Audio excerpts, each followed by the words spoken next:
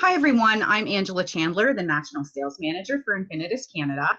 And today I'm lucky to be able to have a quick interview with David Lloyd. He's our TCM practitioner, and he's a registered acupuncturist. David's published several books, and he has helped with the TCM regulations in Ontario. He officially came on board with us as an advisor in 2018. So as you know, we've been talking a lot about building your immunity and the importance of qi. So I put together a few questions for David. And with David's help, we're going to see if we can help everyone else understand a little bit more about qi. Awesome. Well, thank you for having me. I really appreciate it. Excellent. I'm so glad that you had the time.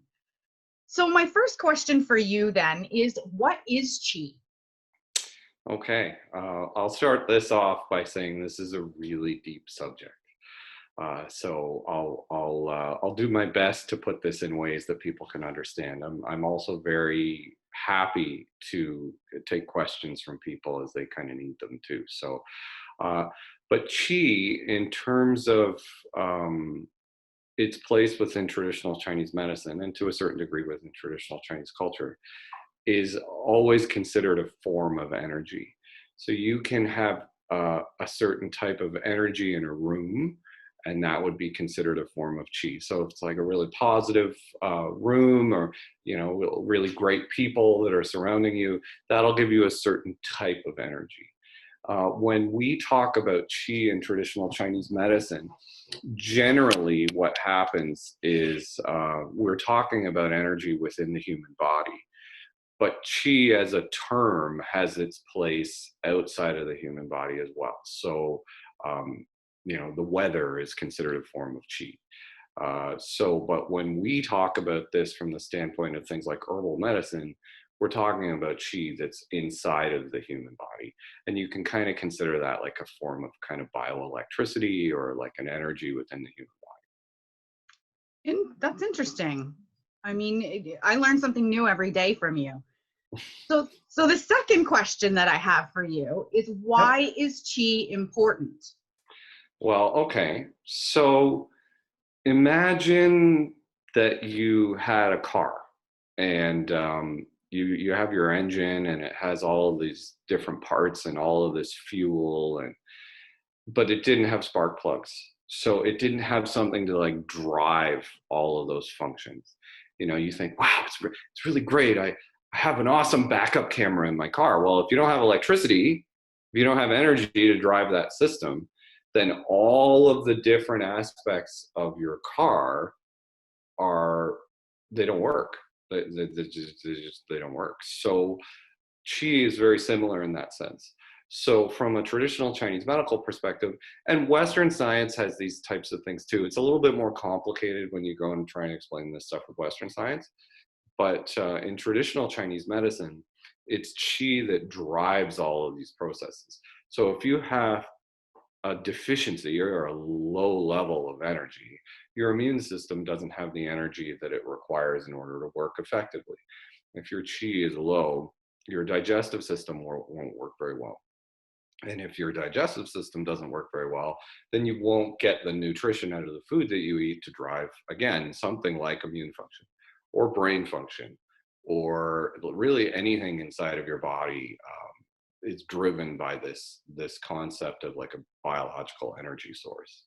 And so it's probably, in traditional Chinese medicine, it's one of the most fundamental aspects of all of your systems, is that your qi is working effectively, and that it's driving all of these systems to help replenish itself.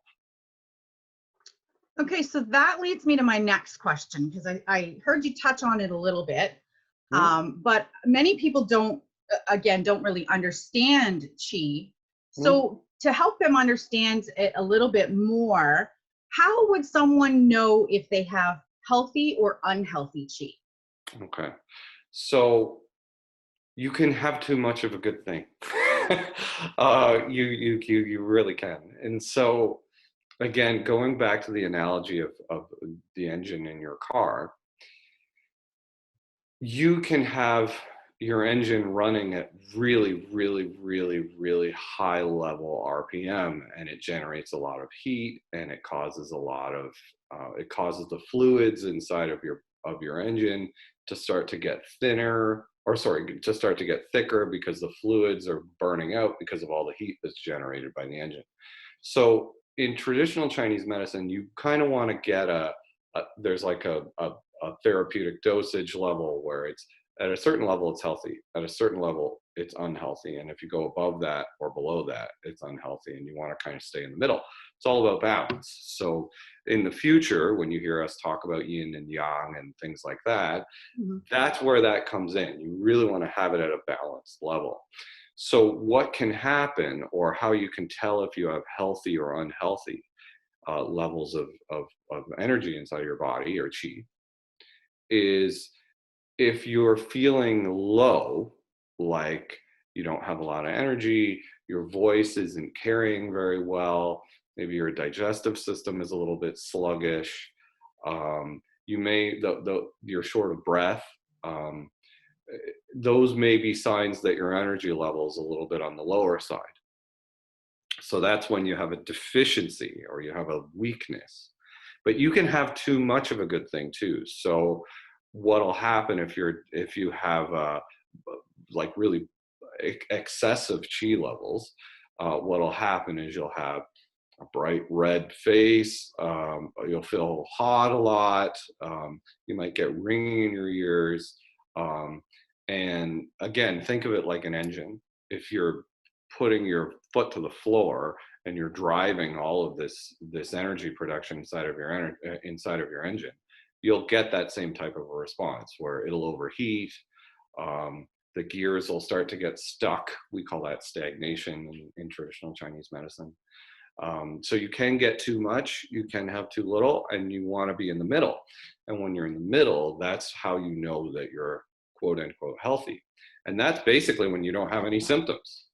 It's not a matter of I need more all the time, and you can have too little. And it's really about being in the middle. So if you're sleeping well, if your digestive system's working well, if you feel emotionally okay, if you have a healthy complexion, you're not too pale, but you're not really bright. You're not emotionally. If you have a qi deficiency, you may feel very unmotivated. If you have a qi excess, you'll be really irritable because you'll have all this extra energy and it has nowhere to go. So you want to kind of get in the middle. You want to be balanced. You want to take, like a middle path. You don't want to be too much. You don't want to be too little. So that's kind of how you can tell if it's healthy or unhealthy. If you're feeling pretty good, then that's a pretty good indication that you're healthy in those respects. Do you know what I mean? Yeah, I mean, it kind of led into the final question that I had for you was, is it possible to have too much qi? And you've kind of a little bit touched on that, where we don't want to have too much because then we're irritable and there's excess and we're not feeling very good there. And then if we're too low, we're not feeling good. So, you saying you can have too much of a good thing, it is kind of wow, because you would think that more qi would mean more energy, more, everything would be better. But you're saying that's not the case. No, it's definitely not the case. If you go back in written Chinese character history, before the character, I'm talking about traditional characters here in terms of like what I'm imagining in my head. So there's a character for qi that is currently used that represents the idea of steam rising off of rice. But before that character, there was another character that said no fire, which I think is really interesting. This is where you get into the idea of an excess or deficiency. You can see this in electrical appliances. So imagine that you had a fan running in a room and it's plugged into the wall. Well, what do you get from that, right? You get this Yeah, wind. cool air and the air's Yeah. moving. But Yeah. what happens if you put too much energy through the electrical circuits? They catch on fire. That's right. And what happens if you put too little through?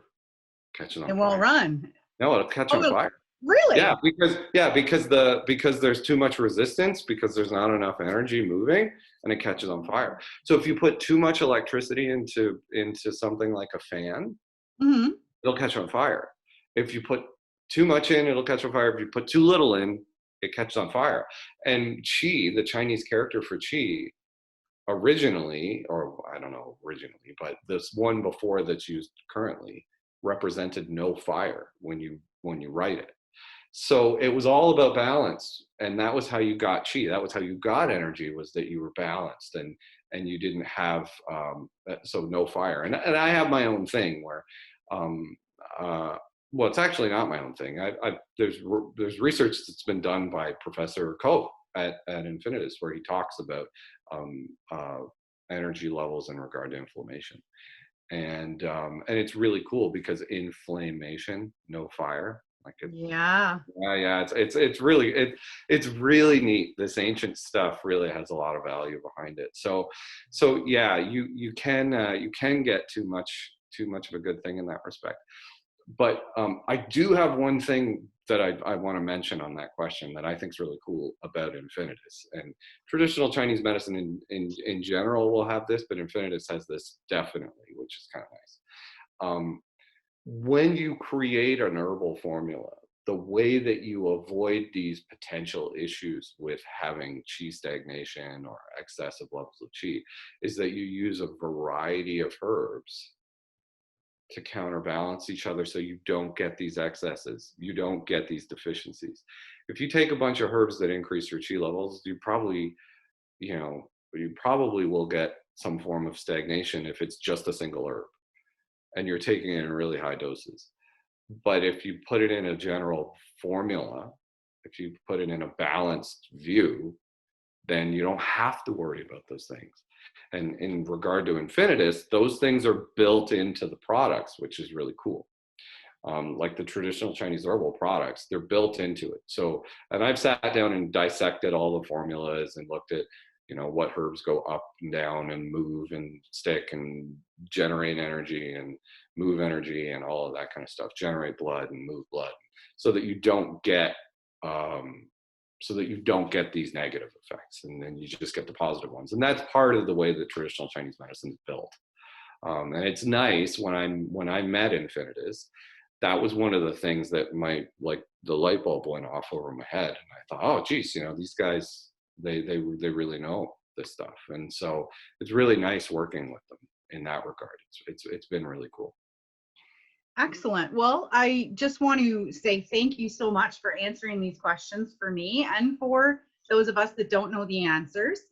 I look forward to having more interviews with you and candid conversations about our products and yin and yang, like you said. Yep. There's so many different things to talk about. But if you don't know already, this is David Lloyd. He is our scientific advisor at Infinitus. He is a TCM practitioner, and he also is a registered acupuncturist. And again, thank you so much, David. I appreciate your time, and we will talk soon. Awesome. Thank you. I'm honored, and I look forward to doing it again. All right. Thank you so much.